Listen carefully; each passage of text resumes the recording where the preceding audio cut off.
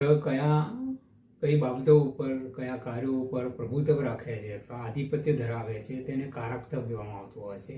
તે કારકત્વનું ફળ આપણને ત્યારે જ મળતું હોય છે કે જ્યારે તે ગ્રહ બળવાન હોય, અશુભ અવસ્થામાં ન હોય, નિર્બળ ન હોય. દાખલા તરીકે ગુરુ છે તે જ્ઞાનનો કારક છે, વિદ્યાનો કારક છે, સંતાન અને વિવાહનો કારક છે. લગ્ન જીવનમાં ગુરુનું ખૂબ જ મહત્વ છે. ખાસ કરીને સ્ત્રીની કુંડલીમાં ગુરુ શુભ હોવો બહુ જરૂરી છે.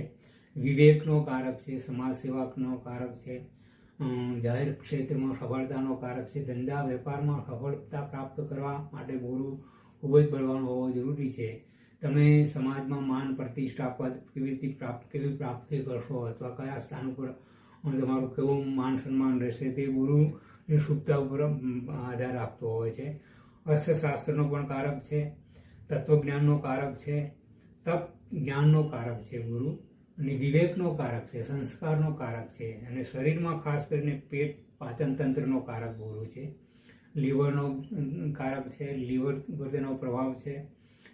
ફેફસા, આપણી પીઠનો પાછળનો ભાગ જેને બારડા કહેવામાં આવે, સાથળ છે, ઘૂંટણ, ફેફસા, કફનો કારક ગુરુ છે. જો ગુરુ અશુભ હોય તો તે આ બાબતમાં આરોગ્યના પ્રશ્ન આવતા હોય, વિદ્યાભ્યાસનો પ્રશ્ન આવતા હોય, સંતાન પ્રાપ્તિનો ગુરુ કારક છે. જો ગુરુ નિર્બળ હોય અથવા અશુભ બનતો હોય તો સંતાન પ્રાપ્તિમાં ઘણી વખત મેડિકલ રિપોર્ટ ક્લિયર હોય તો પણ વિઘ્નો આવતા હોય છે. તો ગુરુને શુભ કરવો ખૂબ જ જરૂરી છે. અને પાચન તંત્રની જો સમસ્યા હોય તો મોટાભાગે ગુરુનો સીધો સંબંધ આપણા પાચન તંત્ર અને લીવર સાથે છે. તો જો તેની સમસ્યા હોય તો ગુરુને બળવાન કરવો જોઈએ. ગુરુને બળવાન કરવા માટે સૌથી સહેલોમાં સહેલો ઉપાય હોય તો તે છે જે તે ગ્રહ ગુરુનો નંગ ધારણ કરવો. જો આપણી કુંડળીમાં અનુકૂળ હોય તો પહેલી આંગળીમાં જમણા હાથમાં ગુરુવારના દિવસે સોનાની ધાતુમાં પુષ્ય નક્ષત્ર હોય, પુનર્વસુ, વિશાખા, ઉત્તરાભાદ્રા નક્ષત્રમાં ગુરુવાર હોય ત્યારે જ ધારણ કરવું જોઈએ. પીપળાના વૃક્ષની પૂજા કરવી જોઈએ ગુરુવારના દિવસે ખાસ. ઓમ નમો ભગવતે વાસુદેવ બોલતા ભગવાન વિષ્ણુ તે ગુરુના આરાધ્ય દેવ છે, એટલે ભગવાન વિષ્ણુની આરાધ્ય કરવી જોઈએ. 27 ગુરુવાર સુધી એકટાણું કરવું જોઈએ.